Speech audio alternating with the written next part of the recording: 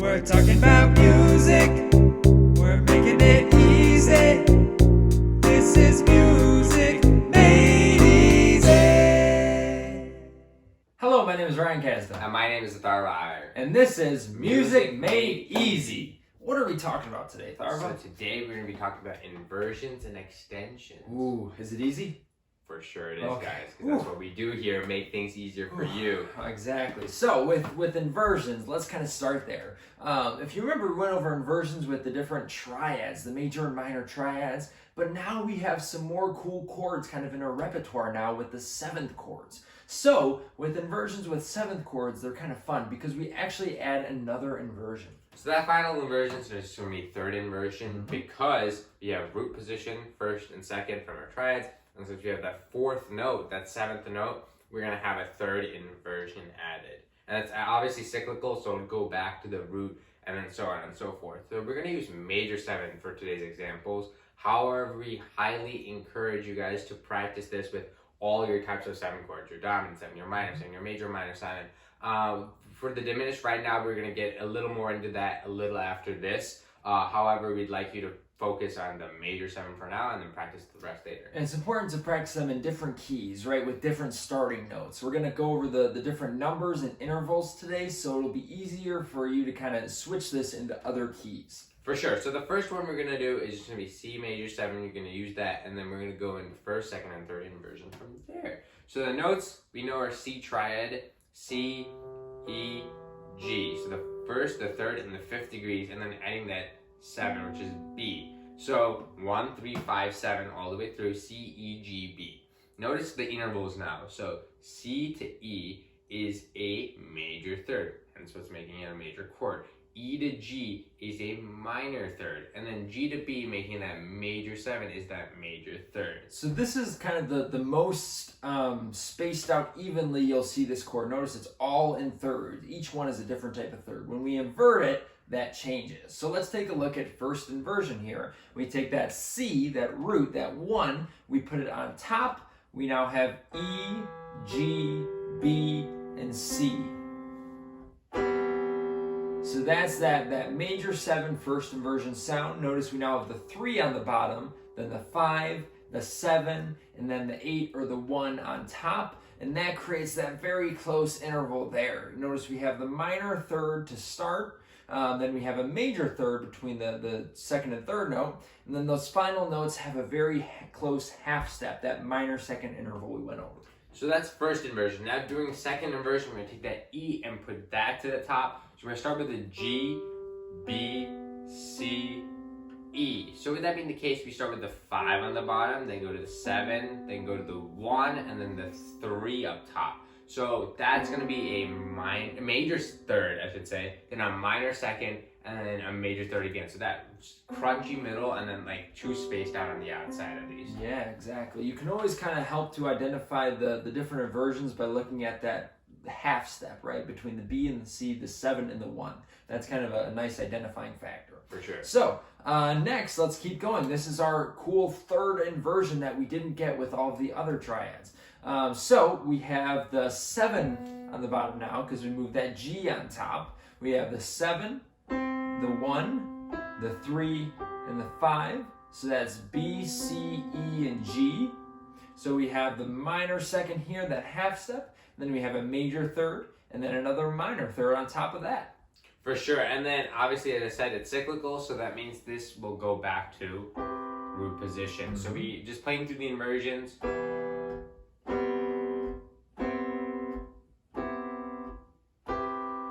Those are the three inversions from the root position, I should say. So root, first, second, and third. Yeah, so notice with all those inversions that Atharva just played, we did not change any notes, right? We had those same 4 notes just used in a different pattern, and that's key about inversions, right? They're not actually changing the chord itself, they're just changing how the chord is organized. And just to show you guys, I'm just going to change the note and play through some of the inversions. So let's take D major and keep a major 7. So we'll be playing the same quality, you can hear that.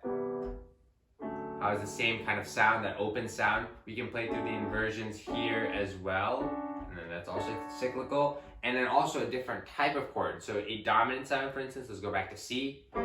have that flat 7, that minor 3rd up top, the dominant 7, and then going through those inversions.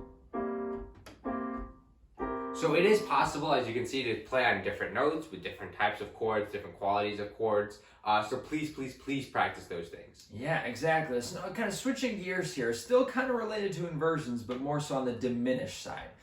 So with the fully diminished chords, there's kind of a cool kind of trick that'll help you guys. So there's only 3 fully diminished chords, and what we mean by that is, well, actually, let's just show you. So if you remember, the diminished chord, at least the fully diminished chord, is minor 3rd intervals throughout. So first minor 3rd interval starting on C, we go C to E flat to G flat to B double flat or A.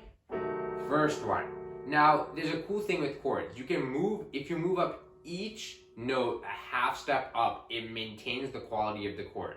So if we move C to C sharp, E flat to E, G flat to G, B double flat to B flat.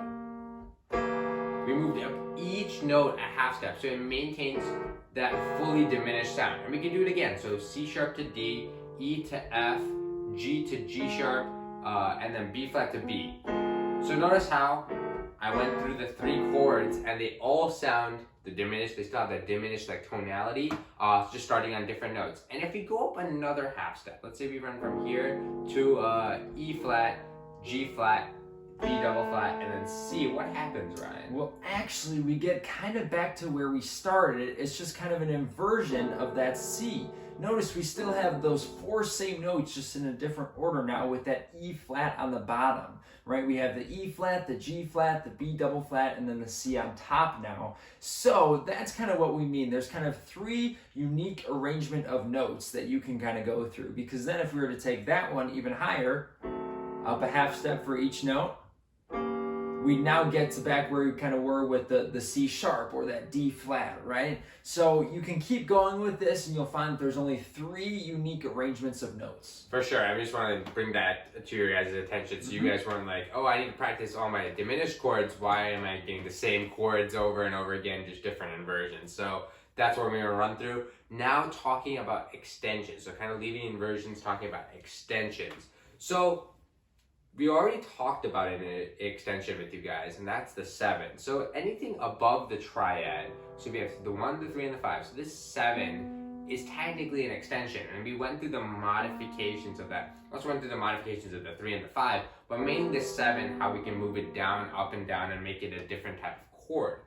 And so the 7's an extension, but there's also a lot more. And the key with extensions, if we take that chord we started with, the C, E, G, and B, to create our major 7, so we have the 7 extension.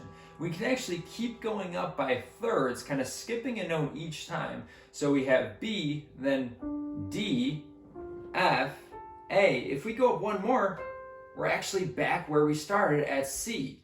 So notice, it's a real kind of thick, real kind of dense chord we got here, because we have all of the extensions. So this is a cool way to kind of spice up your chords, spice up your harmony a little more. And so you guys are probably wondering, what do we call these last 3?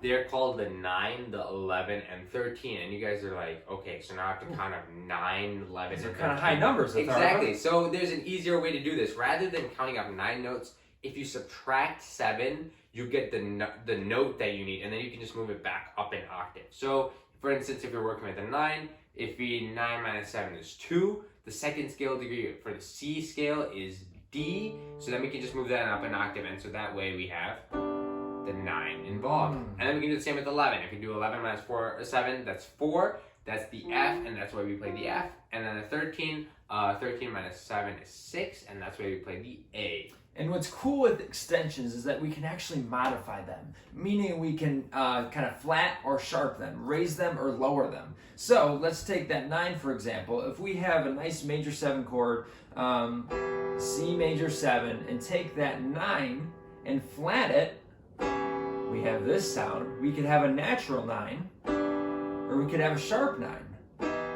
So right, you kind of hear all of these kind of different modifications just with this one extension can really change the color of the chord. So imagine kind of having multiple extensions in one chord, multiple modifications, kind of the opportunities are endless with this. And you guys are probably wondering, like, what if I can't play all these notes at the same time? Or what if my hands can't reach? play them in arpeggios, go through, because it's just the C major scale spread out in thirds. So you go from that C to not the next octave C, but an octave above that, and you can play through the extensions. And what if you want to change them? Adding the sharp 9, that's what I did there. You can also have the sharp 11, sharp 13, sure. So you get a completely different chord. And so that does change the intervals a little bit, which we're recommending you to feel free and experiment through those, because it's just a cool way to add harmonies and add complex notes to your music. And with that, Atharva made a great point. You know, I as a trumpet player can't play that whole kind of thick chord with all those extensions on my trumpet. So what do? I do arpeggios with it, right? I kind of focus on some of those cool extensions up high, maybe play with a backing track. Maybe me and Atharva will get together, he'll play that chord on the piano, and then I'll play maybe one of the extensions. It's also great for improvisation, because a lot of times we'll be improvising over different chord symbols. So chord symbols with these extensions are great to practice. And just the way they appear in music, you add the numbers. So for example, if we have a C, just the way we added 7, we have a C9, for example. So that just means when you see a C9, you have the C dominant 7 chord, and then you add the 9 to that as well. Or if you see the modifications, for instance, you'll have a C, for instance, a C7 flat 9. So then you have a C7, play the flat 9 instead of the regular 9. So that's another way you can see the chords in your music. Yeah, exactly. All right, so a lot for this video. We hope you guys were able to take it all in. Let's do a quick little recap. Sure. So we started with inversions, right? Inversions of not triads this time, but our full kind of 7th chords, which means we have to add that 3rd inversion since we have 4 notes. We kind of went through all of the examples for the major 7, but we encourage you to kind of go out and do it with all the different quality of chords, all the different keys, and kind of experiment with that. For sure. And then we talked about how there's only 3 different arrangements of notes for the diminished, like 3 unique arrangements, I should say. However, the rest are just inversions of those first 3. So feel free to practice those and go through that, get them under your belt. Just another tool in your toolbox when you're playing, or if you're improvising in jazz, for instance. Exactly. And then we continued the topics with extensions. So we talked about how extensions are just the intervals and thirds of the C major, or the scale you're playing, or the root note. And we went from the root note to the 3rd, 5th, 7th, 9th, 11th, 13th, and then we're back to the root. And we talked about how you can modify all these notes, create some really unique sounds with kind of having a flat extension, a sharp extension, or just keeping that natural extension.